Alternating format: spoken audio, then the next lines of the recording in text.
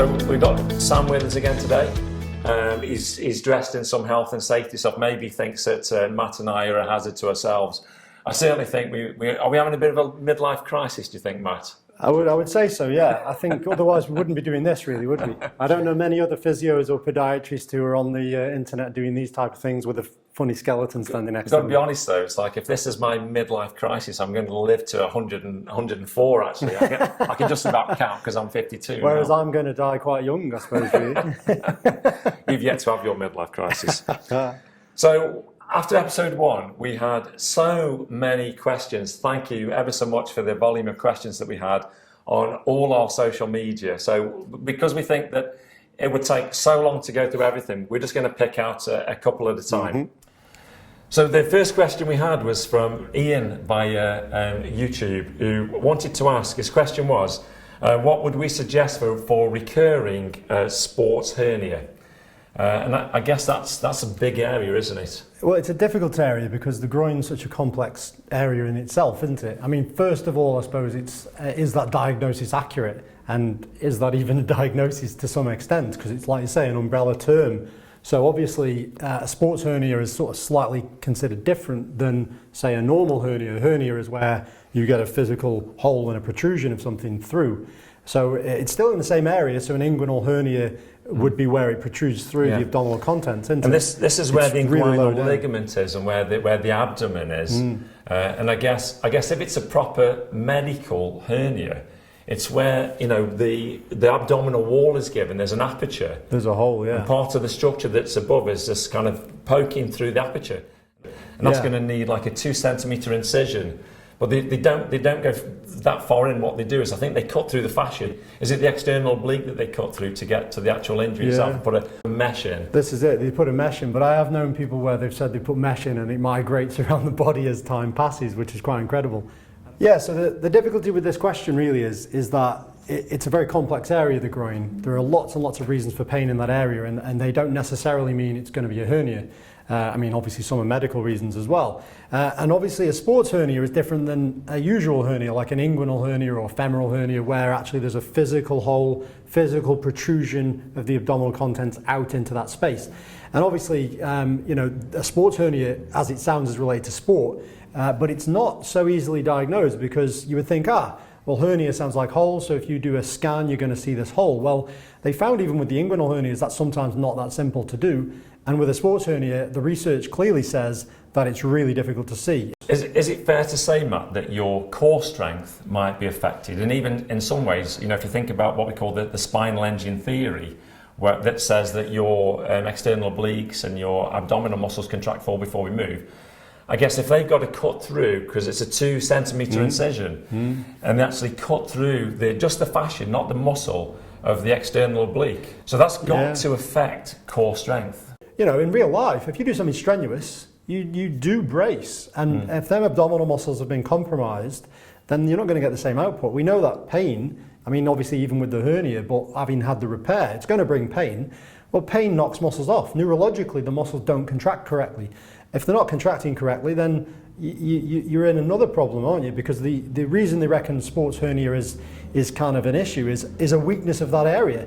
So if you have the surgery, you're actually technically weakening it further. Now, I'm not saying that still shouldn't be the end point if you don't work well with the conservative measures, but obviously you can see that it's not an exactly foolproof plan to just go down the surgical route. I like my clients to start the rehab once we've kind of understood some of the mechanics behind it. So we know that all humans, we're ambulant, we're on 2 legs, we're subject to the great inconsistent and unforgiving force of gravity and Newton's third that comes at us. We also know that all humans are asymmetrical. So I talk about leg length inequality a great deal with my clients. So bony differences and pairs of bones. So for example, the long bone of the femur there's no chance it can be to the nth millimetre the same length as the other one. But there's other asymmetries as well. There's functional and apparent asymmetries through difference in muscle strength, for example. So what I found is when I've been looking at players with Gilmore's groin, and Gilmore actually was the surgeon that coined the phrase Gilmore's groin and it's usually the way. Athletic pubalgia.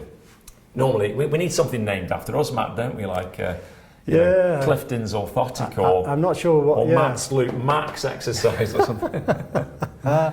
But what we found was by looking at pelvic position and measuring the pelvis and quantifying the position, that we found that there was often a pelvic torsion, there was often a difference in leg length, and especially if you're really strong, like the footballers and athletes tend to be, they tend to have a pelvis which is quite flexed forward, which is normal for an athlete. The glutes are switched on, transabs, rectus Well, it's because you're abdominis. going forwards, isn't it? By being in this position, it takes you forward. If you tried to run in this position, you wouldn't get very far, would you really? Well, you wouldn't get the power, you wouldn't get the speed, you wouldn't get the power, but also as well, as a short limb swings through, if your pelvis is holding, because of glute medius for stabilising the pelvis, for example, in glute max, and your leg comes in, it's going to adduct before it hits the ground, closing up the gap between the pelvis and the femur, creating a reduced angle. And I see a lot of groin issues on short legs. Yeah. Yeah, I mean, I think that's it, isn't it? It's kind of the body's, obviously the fitter guys are obviously better able to compensate, but they're putting the bodies through a lot more strain and a lot more regularity of strain. So it's a bit like your tracking being out on your car, isn't it? You only drive to the shops with your tracking out, you won't really notice much going on in the short term. You could still in the long term, and that's why someone who doesn't do any exercise at 50, 60, your ages, might actually have problems. But the sports people get problems when they're younger because they're pushing themselves so much harder. So it's like having your tracking out on your car and driving hundreds of miles every day. Then you're going to see a difference. It's going to cause different, patterns of wear and different pressures and forces. And like you say, if you look at a lot of these, and I don't know whether Ian's this case in point, but it may well just be on one side. Now, obviously you can get stuff on both sides, but 9 times out of 10, stuff's on one side. So you've got to ask yourself the question, why is it one side? What is it about the reason that's behind that? And it could be a symmetrical issue, couldn't it? Where you've got more load, more force, more stretch, more something going through that one side. Yeah. So, you do want to work on that. And I'll even look at that even with it as a physio. So I'll do assessments on strength of glute medius and various other around the hip areas and lower down and higher up. And I'm looking for asymmetry. Yeah, I'm looking to compare to the norm, but what is the norm? The norm's in front of you really. So yeah, I think coming at it from both ends, certainly getting stable base and symmetry is obviously massively important, and then working on rehab after that is going to shore things up. And then if that then does solve it and you don't need to go any further than that, then prevention. So obviously I think there's some research, Holmich I think it was, who found that you could reduce groin injury. Now obviously that's a broad term, but this is in there, by 31% by doing strength work, coordination drills I think it was, and some core work. So it's kind of all the stuff around the area, the stuff I was mentioning before. And that actually lowers your risk of groin injury by 31%, which is pretty massive.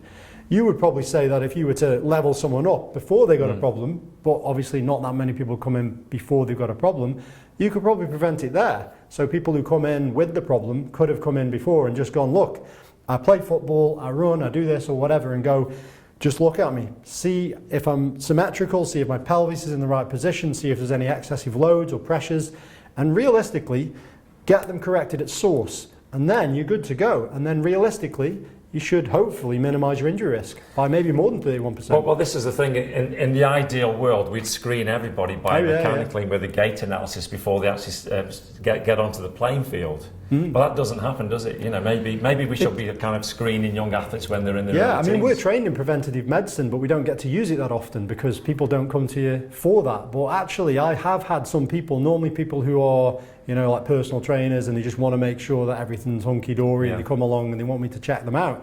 And I'm sure you get it as well. I'm sure within the Premier League, and you'll know more than I will, but they do screening, don't they? They do medicals. Well, we're getting more and more clubs that are wanting to screen players in that pre-purchase process. So they're thinking about buying a player. They do a full biomechanical screening on them. They do medical checks, obviously, at the club.